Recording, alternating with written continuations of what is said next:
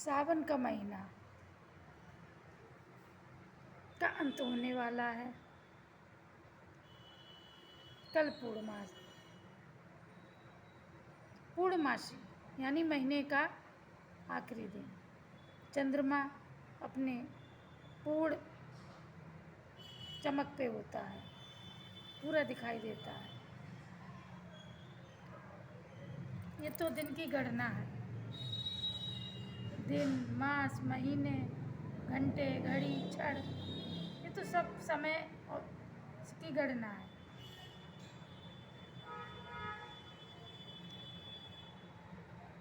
श्रावण मास की पूर्णिमा को हम रक्षाबंधन मनाते हैं।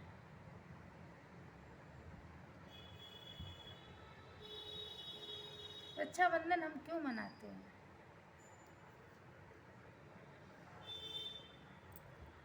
हमारे गुरुदेव हमेशा वैदिक ज्ञान देते हैं। वैदिक परंपरा को ही वो प्रोत्साहन देते हैं, वही शिक्षा देते हैं। पाखंडों का नाश, वैदिक परंपरा का वर्चस्व हो, जिससे समस्त सृष्टि सुखी हो।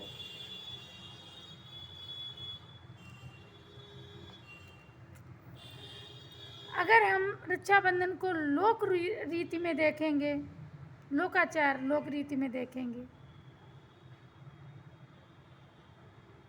तो हमारे गुरुदेव यही कहते हैं, क्योंकि पहले बेटियां एकदम पराधीन थी। पहले का मतलब वैदिक काल में नहीं, वैदिक काल में तो बहुत स्वतंत्र थी।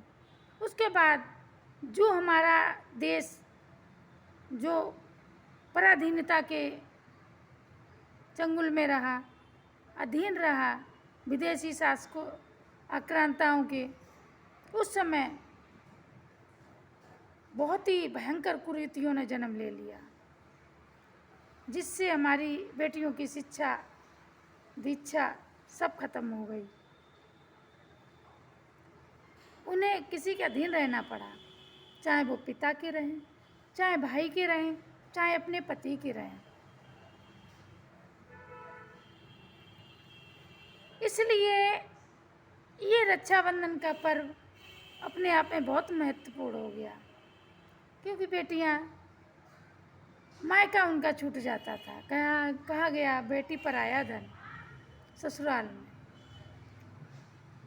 ससुराल में जब वो जाती थी तो एक रक्षाबंधन का त्यौहार ऐसा होता था कि जो राखी की डोर, राखी का धागा उन्हें अपने मायके में आने का अवसर देती थी, एक रिश्तों की याद दिलाती थी कि भाई बहन का रिश्ता क्या है। और भाई वो अपना एक कच्चा धागा, कच्चा किंतु सच्चा धागा अपने भाई की कलाई पे बांधती थी और कहती थी, भाई अगर मुझे कभी किसी तरह का कोई कष्ट आए तो आप मेरा साथ देना। और भाई अपनी बहन को वादा करते थे, वचन देते थे कि हर परिस्थिति में मैं अपनी बहन का साथ दूंगा। ये तो हमारी लोक परंपरा हो गई।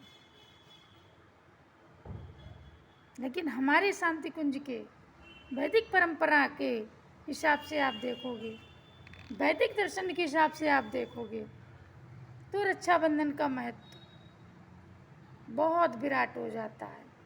इतना विराट हो जाता है जिसमें सब कुछ समाया जा सकता है। वो शास्त्रीय हमारा उसका परिणाम बहुत अच्छा होता है।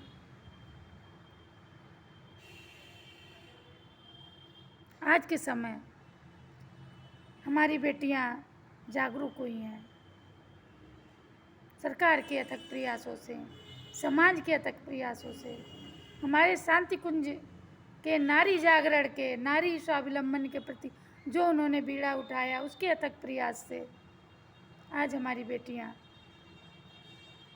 पढ़ लिख रही हैं, ऊंचे ऊंचे पदों पर बैठी हैं, सक्षम हैं। लेकिन अभी उद्देश्य पूरा नहीं हुआ है। अभी बहुत कम संख्या में है सक्षम बेटियां, आधी आबादी है, लेकिन अभी 10% भी नहीं है। उंगलियों पे गिन लोगे आप, उतनी ही है। वर्चस्व अभी पुरुष प्रधान समाज का ही है, लेकिन फिर भी अंधेरे में एक दीपक बहुत होता है उजाला दिखाने के लिए, लेकिन अभी हमें उस दीपक को विराट रोशनी में, विराट मशाल में तब्दील करना है। मेरे विचार से तो आज बहन अपने भाई की कलाई पे जब राखी बांधे तो उससे ये वचन ले कि भाई मैं सक्षम हूँ, हमारे परिवार ने, हमारे पिताजी ने, हमारे भाई ने हमें सहयोग किया है और हमें सक्षम बनाया है, इसलिए मुझे ज़रूरत पड़ेगी तो आप मेरे साथ होगे, आपको ज़रूरत पड़ेगी तो मैं आपके साथ होंगी। क्योंकि आज बेटियां सक्षम हो चुकी हैं अपने भाइयों की रक्षा करने के लिए। बड़ी खुशी होती है जब फौज में अपनी बेटियों को देखते हैं। जब फौज में अपनी बेटियों को देखते हैं तो वो पता नहीं कितनी भाइयों की रक्षा कर रही होती हैं, देश की रक्षा कर रही होती हैं। उससे भी एक महत्वपूर्ण वचन क्या होगा?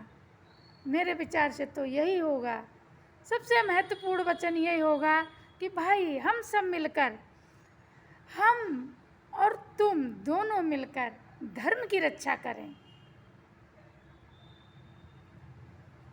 अगर भाई बहन मिलकर धर्म की रक्षा करेंगे तो बहन की तो रक्षा अपने आप हो जाएगी, भाई की भी रक्षा अपने आप हो जाएगी। अगर धर्म की रक्षा करेंगे दोनों मिलकर तो बूढ़े माँ बाप की भी रक्षा अपने आप हो जाएगी, उन्हें वृद्धाश्रम में नहीं जाना पड़ेगा।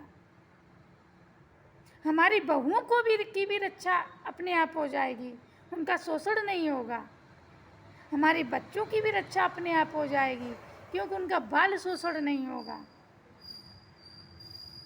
तो क्यों ना हम एक जड़ पकड़ लें, धर्म की रक्षा।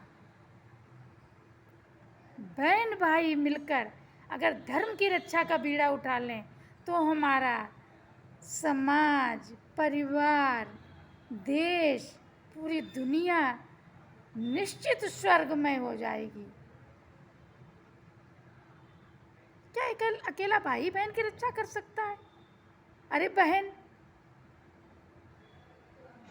पूरी 18 साल की और भाई उसका 2 साल का या 5 साल का, 7 साल का, तो रक्षा कौन किसकी कर पाएगा? बहन भाई की करेगी या भाई बहन की करेगा? दोनों एक दूसरे के पूरक हैं, समान है, बराबर है। ऐसा हमारे शास्त्रों में, वेदों में, हमारे ऋषि मुनियों ने और स्वयं हमारे गुरु जी ने, गुरु माता ने बताया है। चलिए बीड़ा उठाएं, भाई बहन मिलकर धर्म की रक्षा करें। जब बहन भाई की कलाई में राखी बांधे तो एक वचन ले कि भाई जिस तरह से तुम हमें आदर सम्मान के साथ देखते हो, जिस तरह से आप मेरी मर्यादा का पूरा ध्यान रखते हो, उसी तरह से सड़क पे चलने वाली हर बेटी की मर्यादा का आप ध्यान रखेंगे। जिस नज़रिए से आप हमें देखते हो उसी नज़रिए से आप हमारी समाज की हर बहन बेटी को देखेंगे।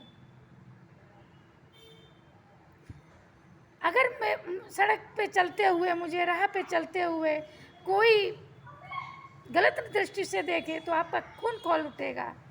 ठीक उसी तरह से किसी की भी बेटी सही, किसी जाति, धर्म, वंश, कुल की सही, अगर वो बेटी जा रही है अब कोई उसे गलत नज़र से देख रहा हो तो आपको वैसे ही गुस्सा आना चाहिए जैसे मेरे लिए आपको आएगा। ऐसी शपथ दिलाएं अपने भाइयों को। और भाई अपनी बहन को से वचन लें कि बहन जिस तरह से पवित्र नज़रों से आप मुझे देखती हैं, मेरा सम्मान करती हैं, हमारे समाज का हर बेटा, हर पुरुष आपके लिए भाई, चाचा, ताऊ, पापा के समान ही होगा। जय गुरुदेव।